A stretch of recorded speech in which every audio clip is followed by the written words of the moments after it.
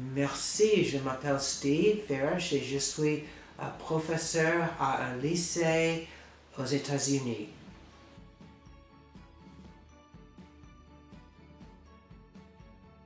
Oui, merci. L'école où j'enseigne se trouve au banlieue nord de Chicago aux États-Unis.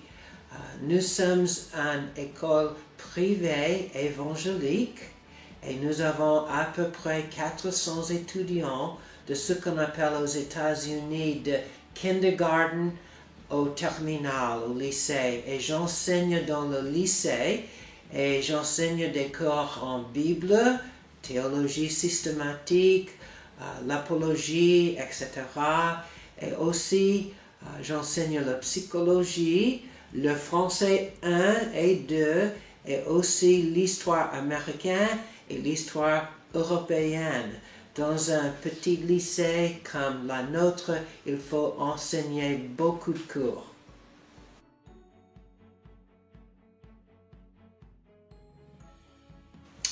D'après moi, la vision chrétienne du monde, c'est quand un chrétien pense à n'importe quoi, la psychologie, à l'histoire, à la politique. Il pense à ces choses avec un point de vue, une vision du monde qui est vraiment chrétienne avec ses racines dans la Bible, fermement dans la Bible. Par exemple, quand on étudie la Première Guerre mondiale au lycée, on pense aux Premières Guerres mondiales dans des termes comme un chrétien. Quels péchés ont causé la Première Guerre mondiale? Comment est-ce qu'un chrétien a dû répondre aux événements qui sont menés au commencement de la Première Guerre mondiale? Et comme ça.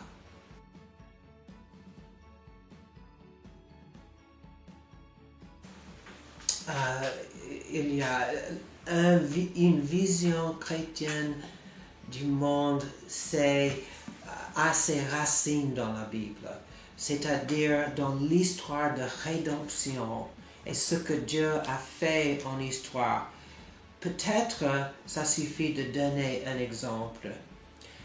Quand dans mes classes, quand nous discutons la Révolution américaine, on voit que c'était une révolution qui est essentiellement une rébellion contre un roi. Donc, qu'est-ce qu'on fait avec Romains 13 qui nous demande d'obéir aux autorités? Les Américains ont fait une rébellion contre les autorités. Donc, est-ce que c'était vraiment chrétien, la Révolution américaine, ou non? Et nous pensons dans ces termes. Dans la psychologie, par exemple, nous discutons comment le péché détermine des personnalités ou des problèmes que les gens ont dans leur vie.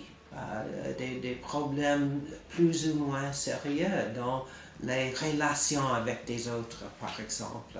Donc, si on a une vision chrétienne mondiale, c'est vraiment comme regarder le monde avec des lunettes, comme Jean Calvin a dit, n'est-ce pas, dans les institutions de la religion chrétienne.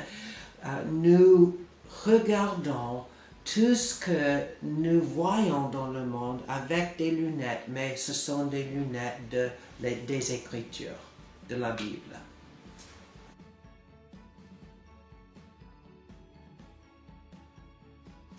Le lien principal entre la psychologie et une vision chrétienne du monde, c'est Jésus. Et surtout, ce que Jésus a fait pour son peuple, c'est-à-dire qu'il est mort pour nos péchés sur la croix, qu'il est ressuscité entre les morts, afin que nous, ces peuples, peut vivre la vie que Dieu a dessiné dès le commencement. Si on comprend ça, ça c'est le centre, c'est le vrai centre de psychologie. Et dans mes classes, et dans les classes de n'importe quel chrétien qui enseigne la psychologie, on examine les idées des psychologistes avec les lunettes de l'écriture et de l'histoire de ce que Jésus a fait pour son peuple. Mes étudiants, grâce à Dieu, sont changés profondément par ce que Jésus a fait pour eux sur la croix et dans la résurrection. Et nous discutons les idées de psychologie avec ces lunettes en place. Il y en a beaucoup. Je recommande surtout les œuvres de quelques Américains, vraiment.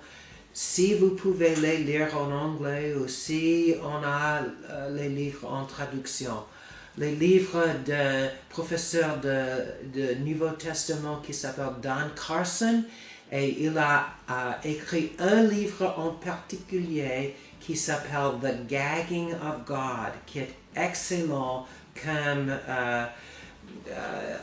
en aidant les chrétiens, en faisant une vision chrétienne du monde. Aussi les œuvres de Tim Keller, que beaucoup de Français, je crois, les sont excellents, surtout dans l'apologie, mais Tim Keller comprend le monde,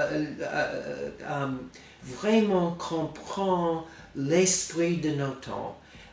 Et il examine l'esprit de nos temps avec une vraie vision chrétienne du monde. Donc, c'est deux.